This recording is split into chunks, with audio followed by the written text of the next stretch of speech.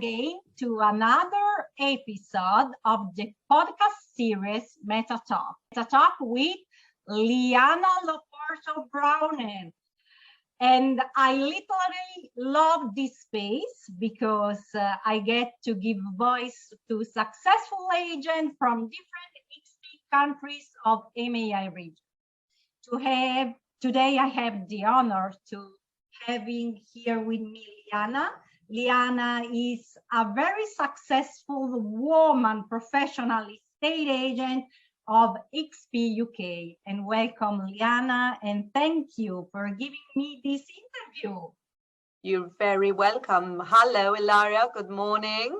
Thank you so much for asking me to join you. I'm looking forward to catching up and chatting and going through the journey. So thank you for inviting me. I'm so excited. Liana, you are a professional estate agent, you are a businesswoman, and you are also a mother, if I'm not wrong, of two daughters. Yes, two daughters, Layla and Poppy, and they are 5 years old and 9 years old. Oh, amazing. So tell us, Liana, something about your beginning in the real estate market as professional and business. So, Ilaria, I started off in this industry when I was 19 years old, and I started off in my country. I was born in Ecuador. I was brought up in Malta. My mother was Italian, and I live in London. So I'm a proper Londoner because we are. It is so multicultural in London. So yes. And I started in agency initially I was in advertising, and then I thought, wonderful, real estate. And it was a great opportunity. I started when I was 19 years old, from the very bottom, from making cups of tea to, learning everything I needed to from the job, to working my way up to running a branch in the most prestigious company back in Malta, which was called Dahlia, in the capital city, which was Valletta. And that journey was extremely exciting. You learn a lot. The way the property works, the way the system works is very different to how it works here in the UK. I agree. So to put it in a nutshell, I worked myself up, and then we joined the EU, and I thought, well, why not go and join the most vibrant property city in the world? One of them anyway. London is, an incredible market. Yeah. And so I moved to London, packed in 3 weeks, packed a flat and moved to the UK. So that's my journey, my start, and then what brought me here. And then obviously the journey here started again from the very bottom. I hadn't driven on the motorway before moving here, so that was quite a challenge. And at some point I stopped I remember stopping and thinking, wow, what have I done? What have I done? Getting lost, and then worked my way up here to sales director, operations director, and then recently launched my own business powered by eXp, which has been the highlight. And I'm also president of Propertymark, we're a member association, a redress scheme, which is I'm the president of 18,000 members, and it is the National Association of Estate Agents here in the UK. Love it. This spirit, why not? So why not package in 3 weeks and go? And so, Liana, what made you join eXp? Love it. So I think it was like many others. It was a reconsideration of my life in lockdown. And I had Mark Bentley, he's also a really successful agent at eXp, and we were in Propertymark, part of Propertymark together, and he was talking to me about it, but I just thought maybe it's not right for now. And then when lockdown hit, I came back to, instead of being in a board meeting, or instead of having to run a big team of negotiators that wouldn't turn up on a Saturday or would, let you down, I got back to giving really good advice. And suddenly I said, wow, this is what I want to do again. I want to give good advice. I want to go back to doing what I love to do. And I want to do it for myself. I'm at an age where I thought, what's the next 10 years going to bring? What is going to make me happy? And this was a fantastic option for myself, having young children, that I thought would give me a better work-life balance. Yeah. What I found out is that when you have your own business, that doesn't quite happen. But it's still a, you know, a better setup, because whatever I do, I'm doing for myself. Oh, love it. And Liana, you are also doing something for women, professional estate women in the UK. Can you tell us more about that? Yes, absolutely. So one of the things which eXp, another fantastic lady that is part of eXp UK is Claire Hughes. And Claire Hughes had a tumor about 2 years ago, and we met on LinkedIn because, you know, she was running, I think she was running 12 miles within 12 months. And, you know, she's just incredible inspiration. And we're both in eXp UK, and we got together and we launched the first Women in Estate Agency Facebook group here in the UK. And we're just over a year into it, and we're 1,200 members now. And it's a wonderful, I know, thank you. We're very proud because now we've just launched our podcast, our Women in Estate Agency podcast. And the reception we got, there was such a lack of information, role models. You know, with women, you know, you go into having children, and then how do you get back into the workplace, navigating the juggle, navigating the mum guilt, and also on the other end of the spectrum, which we don't talk about, the menopause, getting out of it. You know, not many companies have policies about this, and they don't acknowledge the fact that this is a reversal of practically puberty. You know, you're just going on the other side, and the effect it has on women mentally. So, but this group is a place where we interview women and we learn from their story. And when I was going through the early years of having children and having quite a full-on career, I found it very hard, and I didn't feel that I had the network or the support. So this group is exactly that.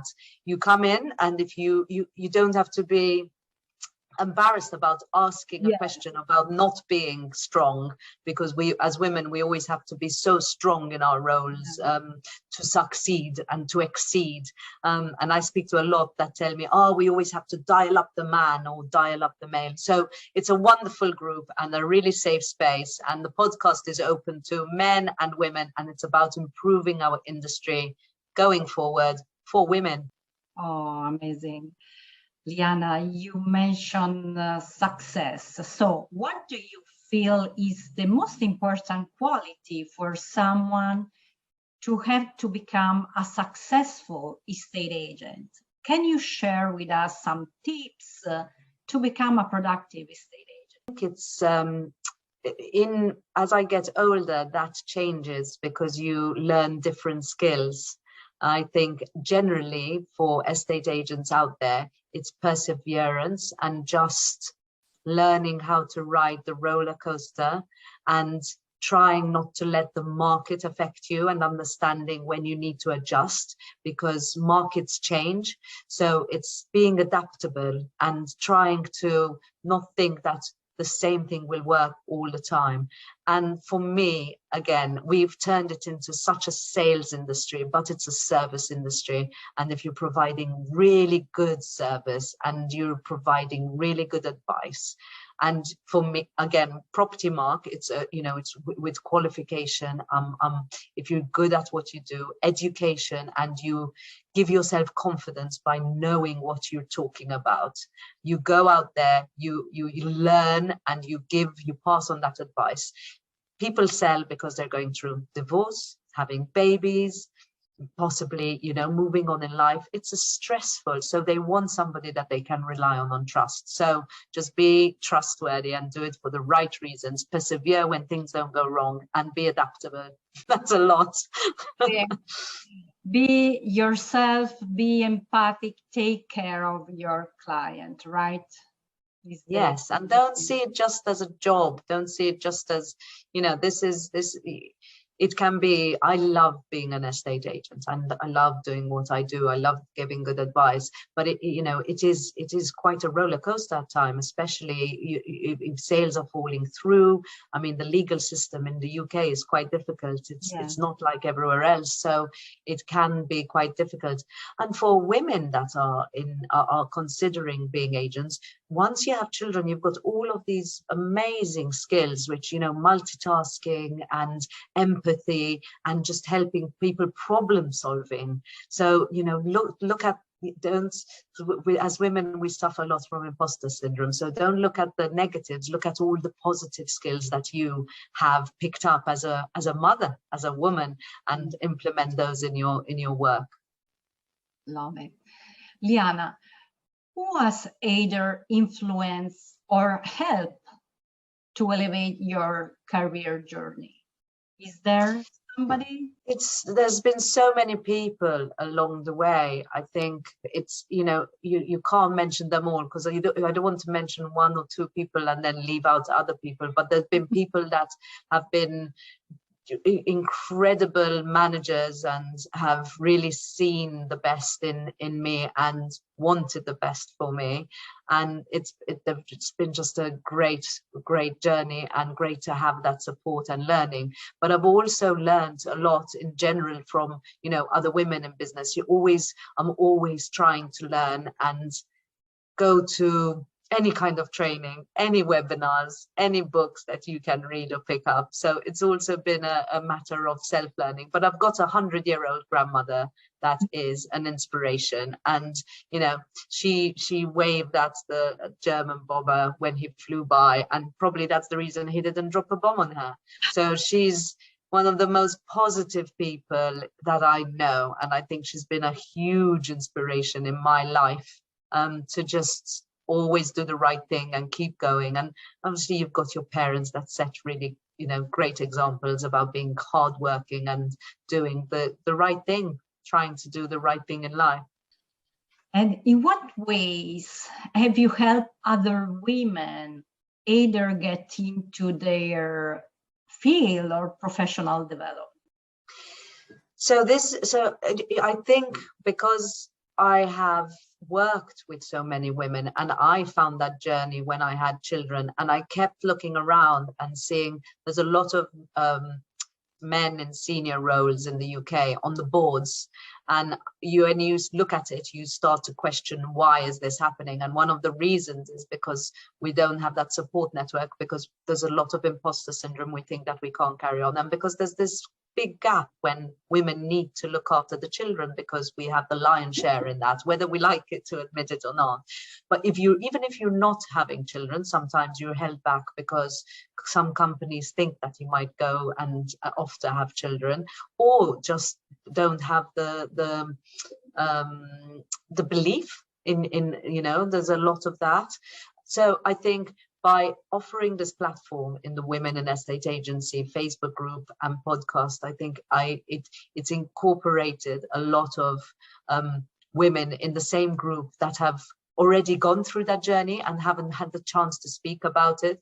So it's just about learning from other women's journeys and talking about it, bringing it up, and then it gives context, doesn't it? Because when you're going through something, then you can always reach out and you can always ask for help, because you know a place to go. It's so true. Yes, we are used to create the net, and if you have the net and you can share your experience, is something that can help us to daily basis. And because I have two children too, two males, I want to ask you something that it can be funny. Given that women are often expected to take on and balance so much, how do you maintain mental health? It's such a difficult question, because I give tips about this and then I need to listen to them myself, because the juggle, there's so much going on, especially at the moment. But you said you've got two boys, and it's setting the example for them too about how much women do. And I have two girls, so I've got the opposite side. So it's these life lessons that we need to teach our children.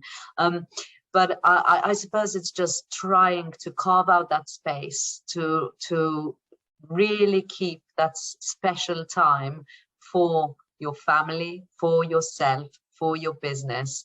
And I speak to many women, and a lot of women struggle with it. But it is, you have to be really strict with yourself and try and carve out that self-care, self-time, and the awareness that unless you manage to do that, you're not good to anybody else. If you're not happy and you're overworking and you're taking on too much, and as women, again, sometimes you have to sit on your hands and not put up your hand and say yes to too much. It's that beautiful word which we find very hard to say, but no, I can't do it. And it's something that I'm trying to learn how to do too. Amazing. Thank you. Other two questions, and then I let you go and run. What female role models did you have, and how did that impact you? Oh gosh, it's there's so many female role models that have gone out there and absolutely achieved so many things, throughout history. At the moment, it's really apt to have our the UK to Queen Elizabeth. I mean, this is a platinum jubilee, 70 years reign, and I know there are I'm not a huge royalist, but at the same time, you have to acknowledge what she's done through her 70-year reign. And as I touched on it before, but my grandmother has been an inspiration. My mother, I lost her, unfortunately, but the inspiration and the hard work, and there are so many other female representatives and role models that have led the way for us and carved the path for us. And then there are a lot in my industry that I admire and I look at and I think, how brilliant to come out there and just try and change and succeed in making that change happen. So the list is too long, but yes, I think those are the top mentions. Thank you. What advice would you give young women entering the world of work and real estate careers? I would say go for it. I think it's such an incredible career, and I think women are really good at real estate, just because we're so empathetic and we are such problem solvers naturally.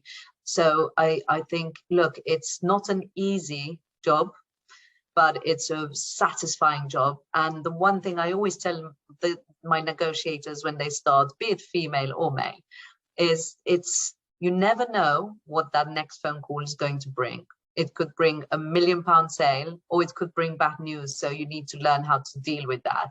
But the excitement of it is phenomenal. That just not, the next moment in a day, and there's nothing like helping someone sell a house and handing over keys on that day of completion. The feeling is just absolutely brilliant. And it's a lifelong career, and you are in charge of your destiny. You are in charge of what you make. You set your limits. There are no limits. So as hard as you want to work, then you're going to reap the benefits and the rewards. And it is definitely an industry of meritocracy. So if you're willing to put in the hours, then you are going to succeed. And that's simple as that. What amazing interview, Liana. I know you have a lot of appointment today. Thank you for taking the time to be with us in this session of the podcast series Meta Talk. I know we'll listen from you because you are such inspiring women. Thank you again, Liana. You're welcome. Thank you for having me. Ciao, ciao.